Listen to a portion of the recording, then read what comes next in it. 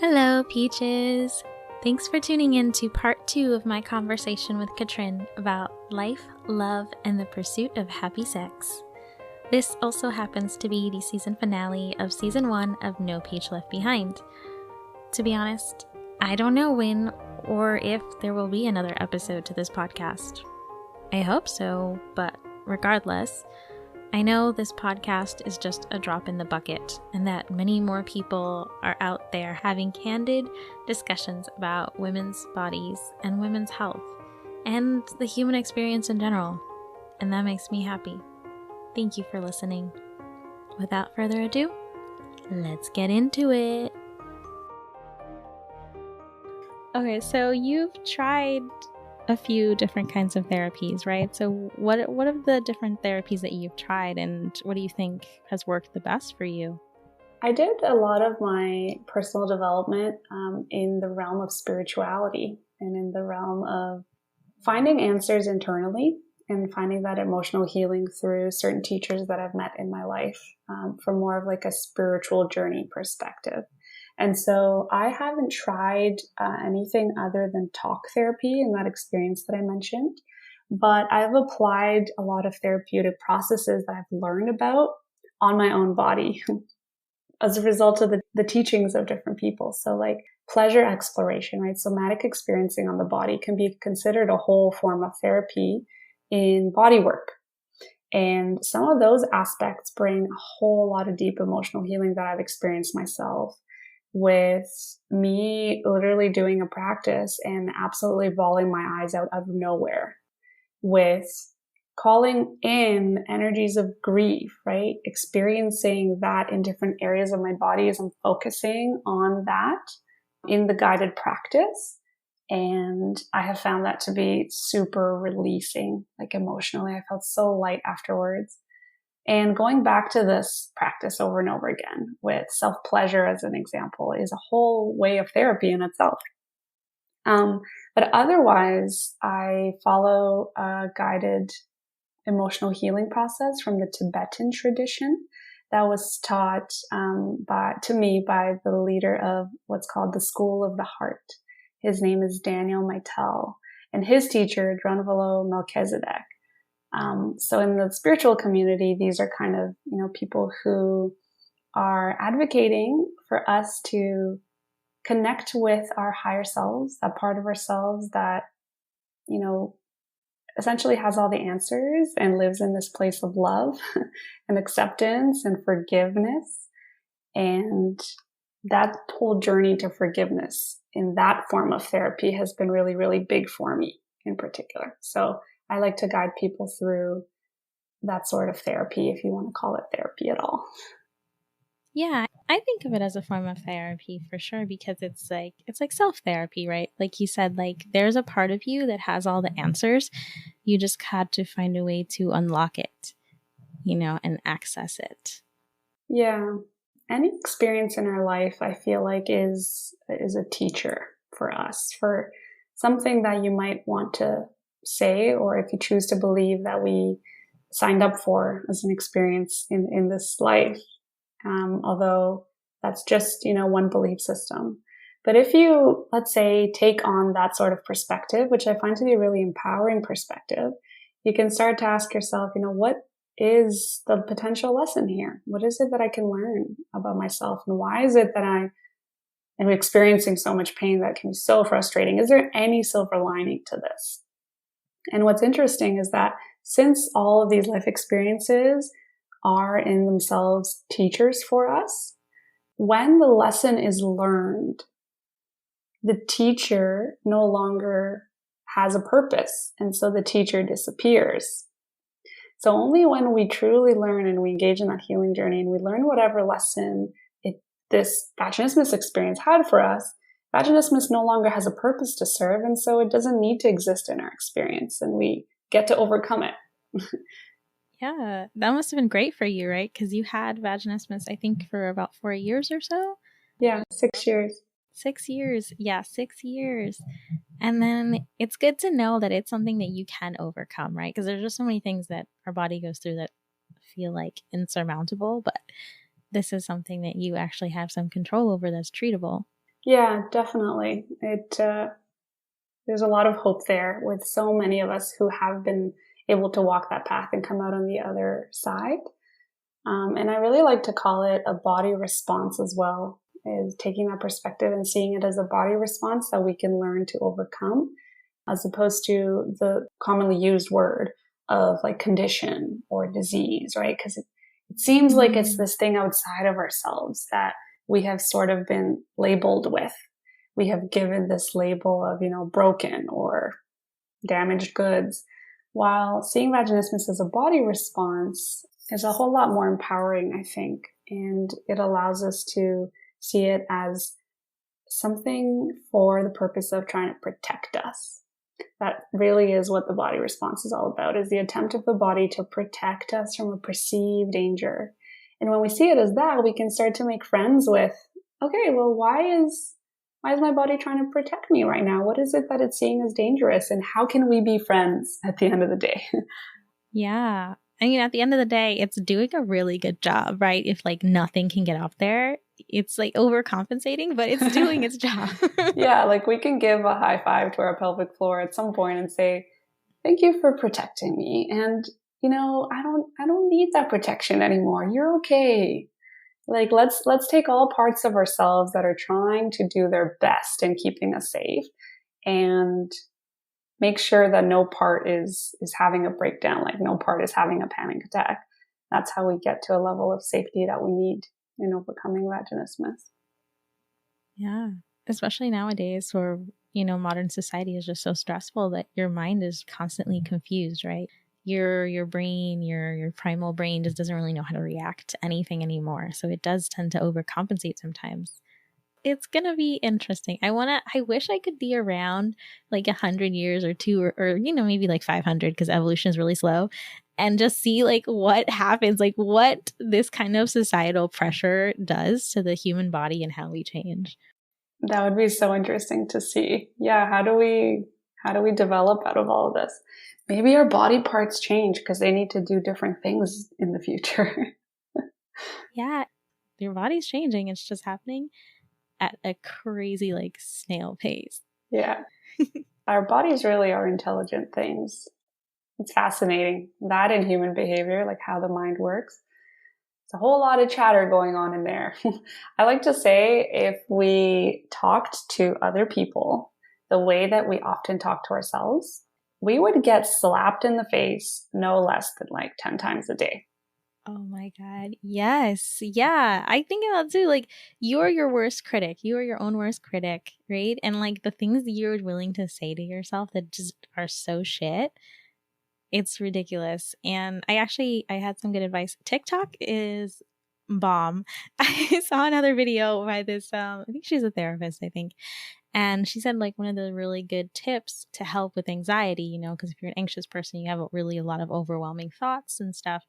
A good thing to do is to basically start talking to yourself in the third person, instead of being like, oh, I'm such an idiot, or oh, like, why did I do that, or why am I so weird? You can just be like, why is she so weird? Why is she such an idiot? And then like if you listen to yourself from third person, it puts a little bit of distance and you can like take an observer role and you can be a little bit more objective about the situation, right? And be like, oh, she was being really dumb there. But then you're like, oh, wait, actually, she didn't like know this, right? So she couldn't have reacted any other way. Then you kind of give yourself some slack, right? And you don't feel as bad anymore. Yeah, that's a great approach. I love that. Right? That was the first time I'd ever heard anything like that. And I loved that. Yeah. It's like putting yourself in the shoes of talking to another human being as though it's not you. And then you need to be kind because you're talking to someone else. Yeah, you're talking to someone else about someone else. And that's when you really are like, oh, wait, let me make sure that I'm not saying something like slanderous right now. Like, too much gossip. Like, don't gossip about yourself. That's basically what it is. Just don't gossip about yourself. Yeah. Okay, give yourself a break. Like, you're human. You're doing your best. Exactly. Your best is the most anyone can ever ask for. And we need our love the most. Self-love, again, like what the journey is all about. We need that love the most. And a lot of the healing process is getting that self-awareness of what is it that we tell ourselves on a daily basis. And another wonderful teacher of mine, he said, language creates our reality. Both the language that we speak verbally with our mouth, but also the inner talk. When we think negatively, our reality is at least seen through this negative lens, and then obviously, therefore, it's more defined as more negative. Yeah, and you're primed to only see the negative, right? If you only think about the negative, like the good things can happen, but you just don't pay attention to it. Yeah, and he said that's why it's called spelling, because it casts spells. Words cast spells. Neat, eh? That's cute. I like that. Yeah, I like that. Another good tip that's like along the same vein is it's like label your emotions and say them out loud. Mm-hmm. So if you're feeling sad, just say you are sad, like I am sad. And then that right there kind of helps you because you put it out into the open, and you acknowledge it, and then you can let it go and you can just kind of go because emotions are like waves, technically. Like we're not really supposed to hold on to them the way that we do because that's not really healthy. They're supposed to kind of like keep coming and going, coming and going. Yeah, I love that. We are vessels and emotions are temporary. It is us that actually hold on to them. We create that resistance. Michael Singer, who's another wonderful guy talking about spiritual, in a sense, combining the spiritual learnings with everyday life, because everyday life is spiritual and at the end of the day. But he says, whenever we have an experience coming towards us, like an emotion, for example, all it wants to do is pass through us and exit out on the other side. But it is our own triggers, our own meaning that we associate with that thing that creates the resistance, and it has it stuck within us. And then all of a sudden, all these physical manifestations start coming into play. Physical pain, lower back pain, shoulder tightness, and anything else that can build out of that. The emotion is getting stuck inside of you, right? And it doesn't have anywhere to go because you're not letting it go. Oh, I like that. That is... It reminds me of this book that my therapist recommended to me that I started reading, but then I got distracted. It's called The Body Takes Score. Mm-hmm. Yeah. Or The Body Takes the Score. You've heard of this? Yes, Your Body Keeps the Score. Yeah. There you go. Yes, Your Body Keeps the Score. And it's awesome. It's really good. It's by this actual doctor who studied people who had PTSD and who experienced trauma. And he made all these connections to how trauma is stored in the body even years and years after, and how it is basically like a vicious cycle. Everything you're saying kind of reminds me of that book, and I'm like, shit, I need to finish that book. I want to share a bit of a story about that because the impact of it is so real. This has happened at least 3 times now, but the very first time it happened was pretty intense. My fiance gave me a massage, and especially our psoas muscle, the one that connects our lower spine to our femur bone, essentially the spine to the hips, stores a lot of stress and emotion. And some yoga instructors say, I have seen clients of mine do a stretch of the psoas and burst out into tears because they're actually releasing emotion that was pent up, was stored in that muscle. And I haven't had that experience with the psoas muscle, but I did during a massage when my fiance was massaging my quads. And I just felt in that tension that he was like, I guess, moving around and trying to get deep into, all of a sudden I felt this emotional ball of like grief come up in my throat in the same way that you might feel when you get emotional, right? And at that point we have a choice. Sometimes we gulp our saliva down and it literally helps the ball come back down and the emotions just get stored in the body again.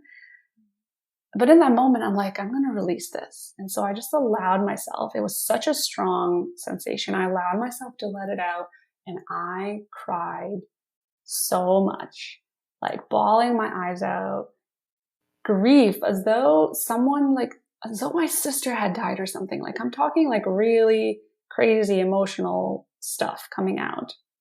And it felt good. It felt good as I was crying, and it felt scary to be so vulnerable as well. And a part of me too was thinking, is my fiance okay? And he handled it so beautifully, of course. in the massage, but at the end, I even told him, as I was starting to calm down, I said, lay on top of me. Like, I really need your weight on me right now. And he did. And that felt incredible as well.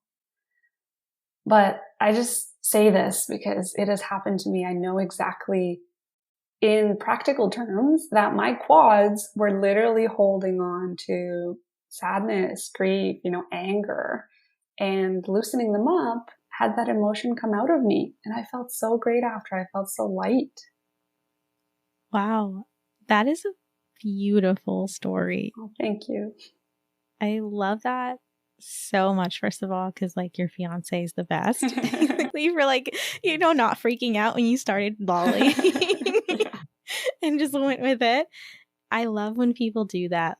I've had that experience too, where I even told my therapist about this, where it's like, I guess I had a lot of experiences as a kid where people told me to like not cry, to stop crying. So now as an adult, I have a really hard time crying, especially in front of people. Like, I really feel like it's weak. Like, it feels like a weakness, right? And I guess I'm afraid to be vulnerable like that in front of people. So I think about that, and I think about like some of the best feelings or like most tension relieving, moments of my life have been when I've been able to cry. Like, I've just reached that point where you're like so overwhelmed, you can't like keep swallowing it down, you can't hold it back, and you just like let it out. And it's like that where you just feel so good afterwards. It's cathartic. Yeah, totally. And the sign of weakness, right? I can relate to that. That is so common, unfortunately, in the way that we've been taught, that crying is weak. It's a sign of vulnerability, and we need to be strong. We need to push through it. We need to just aim for that next thing in life that we need to accomplish. And that's not very healthy. It's not, because also if you think about maybe when we're a kid, kids cry all the time. So you're like, ugh, just not again, But like as you get older, like the people who do like let themselves go and who show that kind of emotion, vulnerability in public, like those people are badasses. Like, they command the room. Like, have you ever been in a room with somebody who starts crying? Like they're just so frustrated, like they just can't, like if you're at the store and somebody is like, I don't know, they're just upset something happened and they just start crying, like everybody looks and they're like, oh shit, how can we help this person? How can we make this stop? It's a thing. Like, it's a way that we used to communicate with people, right? And it's necessary to be able to show that side of yourself, cry, yell, sometimes, not all the time, like show those emotions so that people know how to respond to you and how they can help you. Yeah, I love the way you said that.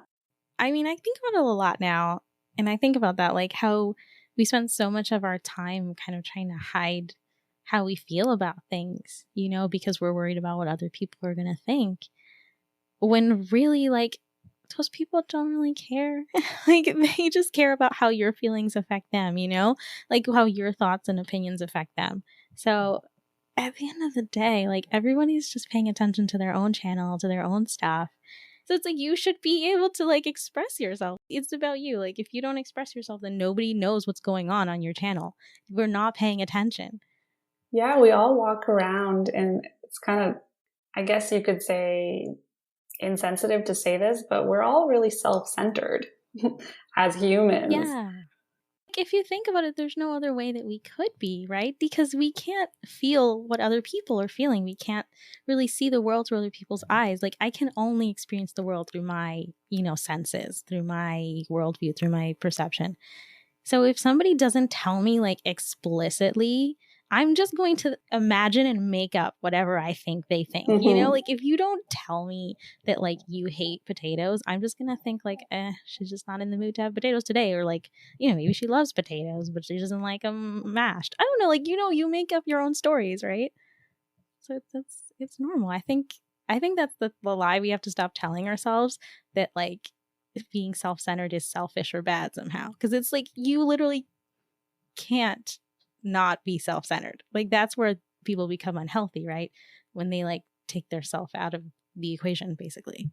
Yeah, and I love the way you said that with create stories, right? We're meaning making machines. As I learned from this weekend workshop, which was wonderful. And we just make meaning about everything. We just assume things. And unfortunately, that creates a whole lot of misunderstandings between people. Yes. Yes. I also love this idea that we're rationalizers, that we're really good rationalizers.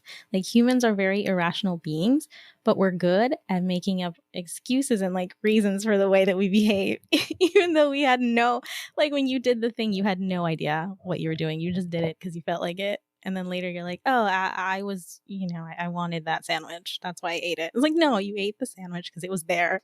Just be honest. Or, I ate that because it is healthy or because it was the perfect size, all these logical reasons. And I think we're raised like this as well, is to have a good reason to be doing what we're doing. And good defined as in good of the person who's judging you, who you look up to or who you want to impress, as opposed to good because that is what you want. In the realm of intimacy, that goes deep too, because we start to learn to really listen to what is it that we actually want. People may be able to relate to this if they're in a partnered sex scenario and they're laying in bed and they're experiencing a touch on their body. And then they're thinking, is this, like, who is this touch for? It's something Brian Gibney talked about as well. Who is this touch for? Is this touch for me or is it for them? Because if they're thinking this touch is for me, well, I don't really want it. But if that touch is for them, then maybe I can be there for them so that they can experience this pleasure.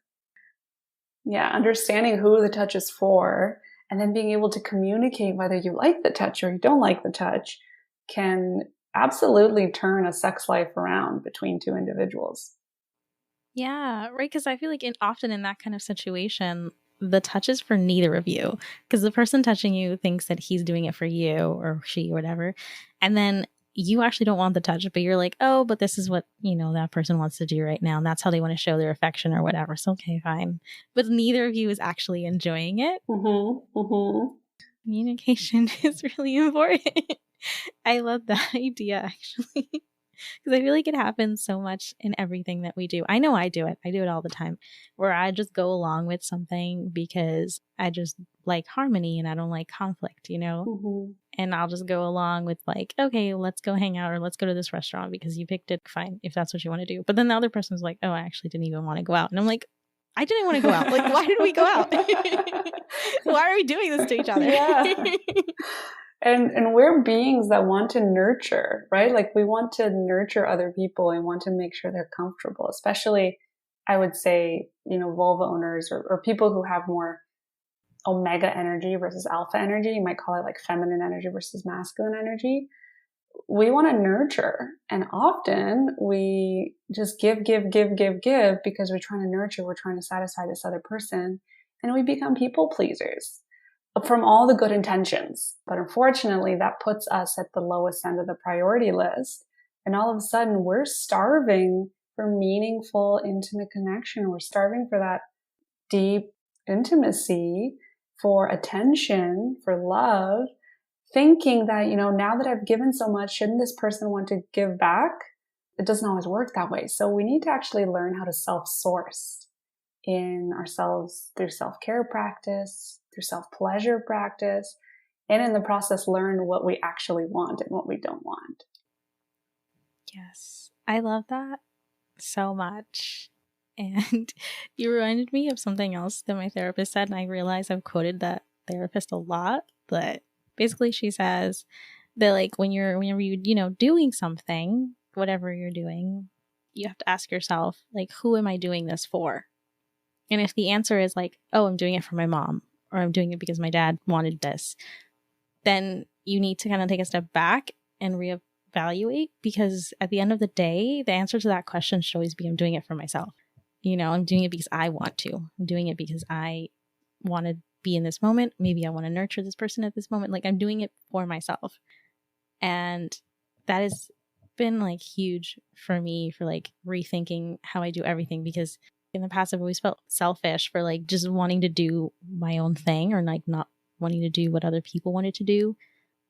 Now I just don't care as much, because it's like at the end of the day, if it makes me happy, even if it comes off as antisocial, rude, or like maybe in this moment I come off as like, I don't know, bitchy or something, then that's okay, right? Because at the end of the day, like, you're the one who's living your life. So if you're not happy, then it doesn't matter if everyone else is happy, right? Yes, totally. I love that. We may, and many people do, live most of our lives and then realize we've been living that life for someone else, trying to meet someone else's expectations, trying to be good enough in someone else's eyes. And I feel like that's when people have a lot of the life crises, right? Like the quarter life, or Yeah.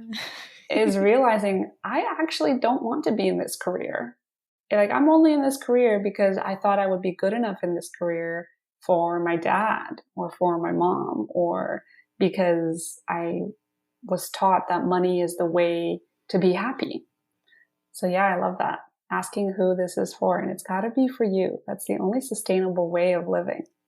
Yeah. And I like that you brought up the crises too, because I mean, I've definitely had those, and I know people who've had those. And I think the main thing with those too is that people, once they have that realization, like, oh shit, I did this thing, but like, I don't want to do this thing anymore. This is terrible. I went to 4 years of college and now I just don't even want to look at this resume or anything ever again. Like, I don't want to do anything in this realm.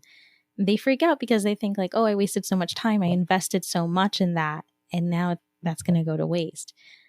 And you think like, oh, but, all that time that I wasted could have gone to whatever else. But that, I think, is a crazy thought, because every moment that you've experienced before now has led you up to this, so every decision that you've made, everything that you've done has made you who you are today. So like, you couldn't even have had that realization, that you didn't like this thing or didn't want to do this thing or whatever, unless you had done the thing. Mm-hmm. And you of course have more time. Like, nobody knows when they're going to die, unfortunately. So as far as you know, you have more than enough time to do anything. You could die tomorrow, but you'll never know, right? So I always think that, like, I think that all the time, especially to myself. I'm like, you know what? Don't freak out about not being able to do this right this second because COVID and like quarantine. Because you know what? If you're still alive next year, you can do it next year. And that's fine. You have time. Yeah. And thinking about the flip side of that too, which can also be an empowering thought, is that there's no time. The only time that exists is now. And often we live our lives thinking about the past, reflecting on what we could have done better, should have done, or like, something. Or we live in the future, planning for the future, planning for what we're going to do tomorrow, and we waste the current moment. And by waste, I just mean that our consciousness is like somewhere else. It's not present. So really, you couldn't have wasted anything because you just experienced every moment of now in the way that your world appeared to you in that moment of time, with all of the information that you had available to you. And you just simply made the best choice for you in that now moment. And then you get to live the next now moment and the next now moment.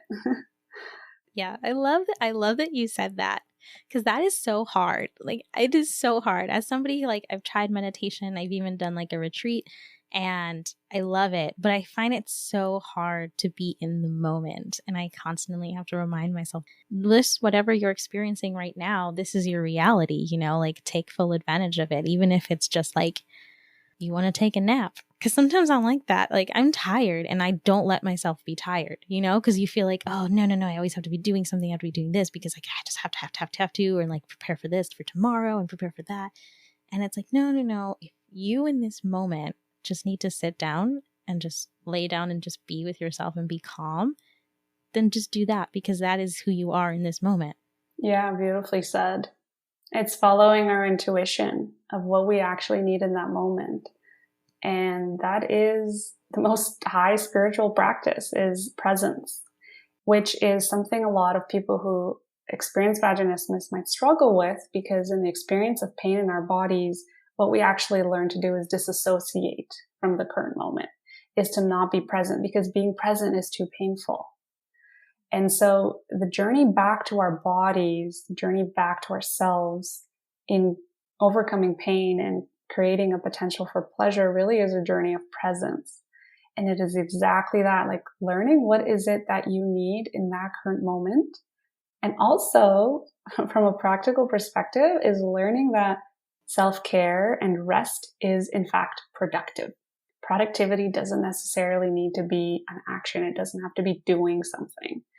Some of the best ideas are born out of nap time. Think about Einstein, for example. Yes. Or in the shower, they say. Mm-hmm. You're just like standing there under the water. Yeah. Yeah, thank you for bringing the conversation back to vaginismus, because I feel like I'm getting a little off track. But that actually leads me to another question I had. So if somebody does think, especially after listening to this podcast, that they maybe have vaginismus, what would you recommend that they do? What would be the first few steps that they would take to start down the healing journey? Great question. And again, there's no right or wrong answer. So if anyone listening didn't take this first step as a first step, it's all good.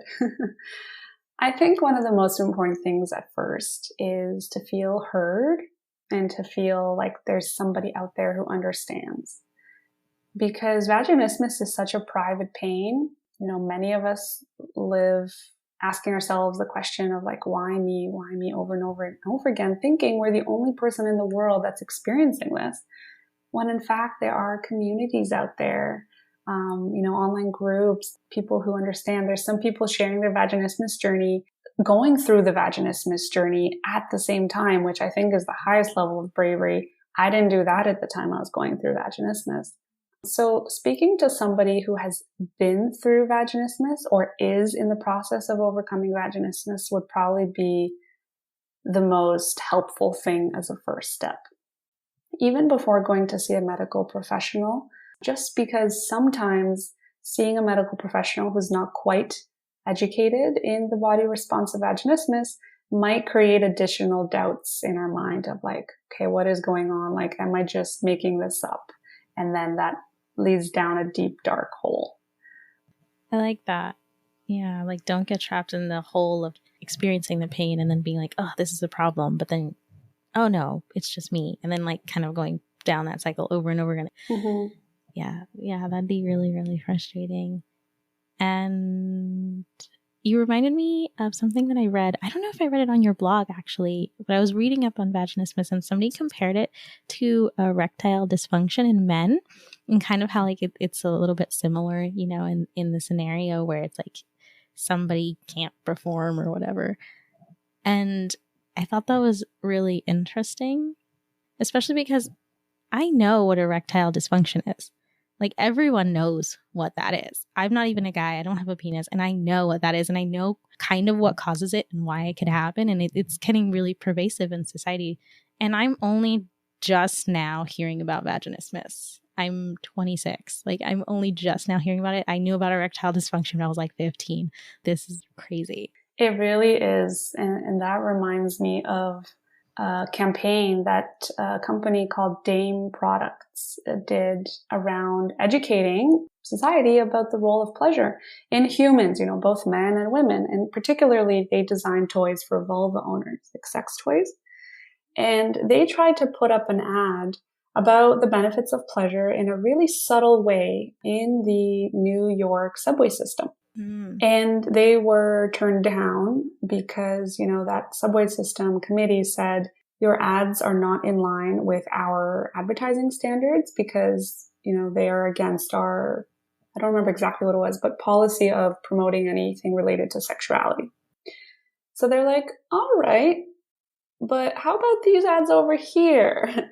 And they show ads that were approved around medicine to help men with erectile dysfunction. And on top of that, the ads weren't as subtle as the ones that Dame Products were putting on the table. There was, like a cactus in the shape of a penis. Very obvious visual things. Yes, I know exactly what you're talking about. I've ridden the subway a shit ton of times, too many times. And they have all kinds of ads on there. I remember for a while they had ones promoting like plastic surgery or something. Not even in a subtle way. Like the words were like explicitly there with the phone number to call and everything. This is the kind of messaging that they're sending to people who ride the subway every day. And I think I saw that article too. And I saw the image that you put up comparing like the one for the men's product and the one for Dame that they were trying to set up. And that there's nothing explicit about that image. I was so frustrated about that. I think it's something that's a little bit, it's pervasive actually, because I know that, I don't know if you've seen our Instagram account at all. It's at just.peachiness. Maureen tried to put up some kind of sponsored ad to promote peachiness. And it was just like, the kind of imagery that we have on there is fruit, basically, that like insinuates the vulva and stuff like that. It's kind of risque, but like it's still fruit at the end of the day. And so she was trying to put one of those images in the ad, and Instagram said no, like they rejected her ad because it was too explicit or sexual content-y.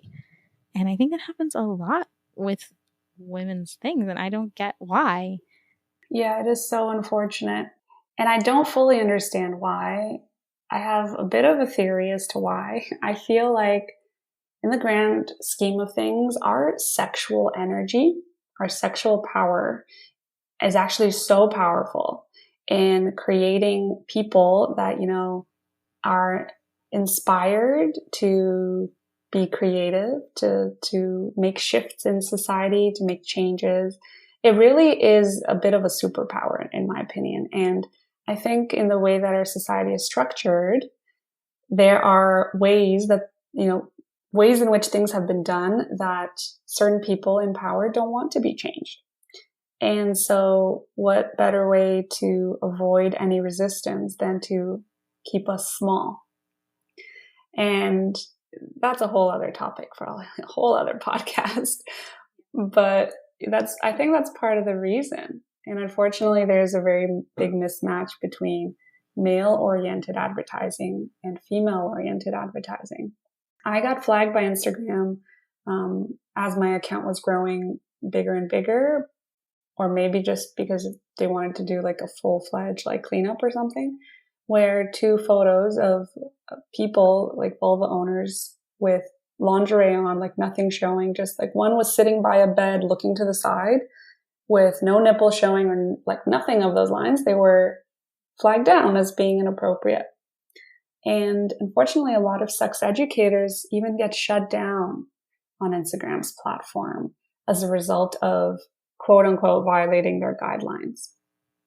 But that's crazy. It's like, how do they make those decisions? Is it that they have some algorithm that's just flawed, that's like flagging things that really shouldn't be flagged? Or is it somebody's job who actually goes through the profiles and is like, what, according to this, rubric or whatever that they gave me, this is not allowed, even though it's just barely insinuating anything, right? Because a woman or a female laying on a bed in lingerie doesn't mean anything. Like, she could be going to sleep. People sleep in lingerie. Like, that doesn't mean anything. Yeah. I think it's a combination of both the algorithm and then the human involvement. And again, it's just that body shaming culture that just drives the same message home, right? Like, you're not okay to be feeling comfortable in your body being covered up, or you're not being covered up, whatever, it's your body, right? It's unfortunate. It is super frustrating and driving me insane, but I do feel a little bit optimistic. I do feel like things are getting better. I do feel like there's a lot of more representation for things like vaginismus that back in the day people had never heard of and would never talk about. It was just very hush hush, right? So we get to talk about like endometriosis, we get to talk about like fibroids and cysts and periods, and we can say like tampons and things like that in public now. So yeah, so I actually found out about vaginismus through, I don't really remember the very first time I heard the term, but I remember the first time I like actually paid attention to the term was in this show called Sex Education on Netflix, which you told me you haven't watched yet, right? Mm-hmm. Yeah. Yeah, definitely watch it. It's so cute. It's a really good show. It has 2 seasons now, and it's this British show, and it's basically like this kid, he's like 15, 16, and his mom's like a sex therapist. So he's been exposed to sex his whole life and like thinking about it in like a very objective kind of way. And his parents are divorced, and they're like kind of have a lot of their own issues that kind of messed him up. But whatever, he's a teenager. All teenagers are a little bit messed up. And so he ends up giving sex education to the students at his school. Mm-hmm. And there's this one episode where he's treating this girl, and she's like obsessed with sex. Like, she wants to have sex, but she can't. And in speaking to her, realizes like, oh, maybe you have vaginismus. He tells her about dilators and she starts doing her dilations and she starts on the journey. And it's really cool too, because it wasn't like a one-off episode, right? Like she's a minor character, but you do see her again. She is a recurring character. She's a really good character. And you kind of get to follow her along on like her journey to sexuality. She has other stuff going on with herself as well, not just vaginismus. I really love that the characters are very full, like very fleshed out. They're not one-dimensional. Mm-hmm. And yeah, so that was really the first time I paid attention to it and like really thought about it. And I was like, oh my God, this is a thing that can happen to vulva owners. Like I didn't know that, right? Yeah, I absolutely love that there are more creations out there in the media to actually talk about these topics, and vaginismus in particular as being such an underground thing, or having been. So I'm really happy to hear that there's new TV series out now. I've heard from many people that they absolutely love the shows and that they've given them a source of like hope and sense of understanding that they just never got from anyone else in their life. So it's fantastic. Another few that anyone listening might want to check out, The Tightly Wound. It's a short film specifically about vaginismus. It's fantastic. And the other one is Debbie Does Dilators. I interviewed the filmmaker, Savannah. I have a bit of a backstory on her blog. It's a fantastic story of how it came to be. But yeah, both of those short films are great for anyone looking to have something they can watch that they can actually relate to, aside from some of the shows out there. Yeah. It's like a lot of people, that complain about Hollywood and big media and stuff. It's really, we're all saying the same thing. It's like we need more representation, right? Because you have maybe like 5 or 6 like big stereotypes that are portrayed constantly. But there's so many things that people go through and so many different types of people. You could literally never run out of stories. And yet in Hollywood, you kind of see the same kind of stories portrayed over and over again. Yeah. So yeah, it's really cool to see them moving into more interesting directions, in my opinion. Have you watched This Is Us by chance? That is one of the shows that I have watched. Oh, This Is Us. No, but I keep hearing about that show. Mm-hmm. Like it's a really good slice of life show. Yeah, it is. It does have quite a few characters that represent, different things that people go through. And of course, some of the main topics, but definitely more so than any other show I've seen, like, depression, eating challenges, you name it, like panic attacks, anxiety. It's very, very good. Yeah, I need to get on that. And that show has a few seasons now too, right? It's been going on for a bit. Yeah, I need to get on that because once it gets to like season 10, like there's no way I'm going to watch it. It's too intimidating. When it comes to the wedding night, though, it's the experience of so many people where, they wait until marriage and then they are so excited for the first time, and they're also going to be leaving to their honeymoon, right? Or maybe they try for the first time on their honeymoon as opposed to their wedding night. And it is literally the most confusion that they could have ever imagined would exist in their honeymoon. You're going away to another country for an all-inclusive vacation, let's say, and then you're faced with this problem that you actually have to wait for 7 days to go see someone who can help. So I can only imagine what people in that scenario go through. It must be incredibly, incredibly frustrating. And, women that I've talked to in my space, a lot of them have that experience. And it also goes to show how important it is to have a supportive partner as well that can help. Yeah. Something you'd want to know about your partner before you got married too, right? Like if they can handle these kind of things. Yeah. Also, because you build so many expectations around sex. I think that's the problem too. Like we have just so many, we just think it's like going to be the most amazing thing. And then for most people, apparently it's really not. It's just like, it just is, I guess. Yeah. On that note, for you, right, in creating the most pleasurable and most smooth experience in your own exploration of your body, you mentioned the menstrual cup. And if you want, I invite you to explore penetration with yourself if you would like that, so as to remove some of that potentially building up anxiety of, oh, am I experiencing vaginismus or am I not experiencing vaginismus? Because it is a bit of a self-fulfilling prophecy. Where our attention goes, like energy flows, and then that's the reality that gets created, essentially. Right, the self-fulfilling prophecy, yes. Yeah, I've heard those. I'll keep that in mind.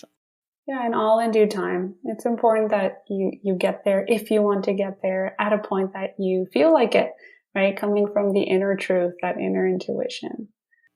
Yeah, I also read somewhere that, people who've had like P and V sex before can actually experience vaginismus. Like it can crop up at any time in your life, right? I think that's something that definitely needs to be stated, because some people will be like, oh, it's just because they never had sex. But then once you do it, you're fine. Like, it is something that can crop up at any time in your life, not just, before you have sex. Yeah, that's right. Primary vaginismus is what we refer to the experience of, never being able to have been penetrated in your life. That's primary vaginismus, comfortably penetrated. While secondary vaginismus is when you may have been having penetrative sex for years and loving it and enjoying it, but then all of a sudden something changed in your life that created the body response of the pelvic floor tightening in the attempt to protect you from something. And it can be a threat, a real threat in your life. It could be your nervous system being in a lot of stress for another reason, like changing jobs or moving homes or countries, and just being thrown in this whole lot of uncertainty where your nervous system doesn't feel like it can surrender in the same way that it used to. Or it could be as a result of trauma from giving birth, for example, like physical injury. It can be hormonal changes. There really is a lot of different ways how vaginismus can come about. Yeah, that's crazy. And then, yeah, like going back to what you said, if you like freak out because you're stressed out and you can't have sex right now because your walls have tightened up because of whatever stress is going on with your life, the more you kind of stress out about it, the more attention you give to it, maybe the harder it even is to get out of it. It's the cycle of pain. We experience pain for one reason or another, and then we expect to experience pain again, so we brace for another painful experience, creating that tightness even further, or we avoid that experience altogether, and then the experience happens again, and it just goes deeper and deeper and deeper. We brace more each time, we tighten more each time. That's why one of the golden rules with overcoming vaginismus is to make sure to take the pain out of the equation. So any experience of pain, to pause, readjust, and retry whatever you might be doing, or to simply stop and approach things in a different way, at a different time, at a different pace. Because with each experience of pain, we only strengthen the cycle of pain. Slow is what creates safety. Safety and slow go hand in hand. Pain is the worst enemy in the experience of vaginismus because it just feeds the self-fulfilling prophecy. Yes. So be patient with yourself. Yeah. Be kind, be patient, have compassion for what your body is trying to do on your behalf, and do your best to understand it. And also, it's not necessary to understand the source of it to be able to heal from it too. So sometimes we think, we need to know the story of why it happened to be able to overcome it. But that's not the case. It's very possible to heal from something without needing to know why it happened. The example is like if you're going to a burning building, you wouldn't ask yourself and spend the time wondering like, well, why is this building burning? I wonder. You would put out the fire and then figure out the story afterwards. Right. Or make up the story afterwards, right? You'll find a reason, whether it exists or not. I like how we came full circle. That was perfect. Yes. Oh my gosh. Well, okay. So I think we should probably wrap up. Is there anything else that you'd like to share, though, or to promote? I guess to tell people that they're not alone. Like, you're not alone. There is someone out there who understands what you're going through, and there's always hope. Also, to remind people to celebrate how far they have come in the journey so far. Like, everything they've been through, all of that resilience, that bravery, that courage that they had in the midst of the uncertainty, the confusion, the sadness, the grief, the beliefs, and that little voice in the head saying like, you suck, you're broken, like nobody wants you. To know that they are doing a fantastic job in their journey so far, and they're exactly at the place that is perfect for taking the next step forward. So having that kindness and compassion really does go a long way. I love that. Thank you. Thank you so much for joining us. You are so welcome. Thank you for having me. Thank you so much for listening to the season finale of the very first season of No Peach Left Behind. Visit peachiness.com for the full transcript and links to references from my convo with Katrin. If you like this podcast, please like it on Apple Podcasts and share it with anyone you think will appreciate it. Many thanks to Maureen, the founder of Peachiness and my podcasting partner. Without her, this podcast would never be possible. I've learned so much while creating this podcast, and I want to keep talking about things that affect people every day. Things like vaginismus, endometriosis, or even menopause. If you feel the same, feel free to email us at podcast@peachiness.com or DM us on Instagram at just.peachiness. We look forward to hearing from you. All the best.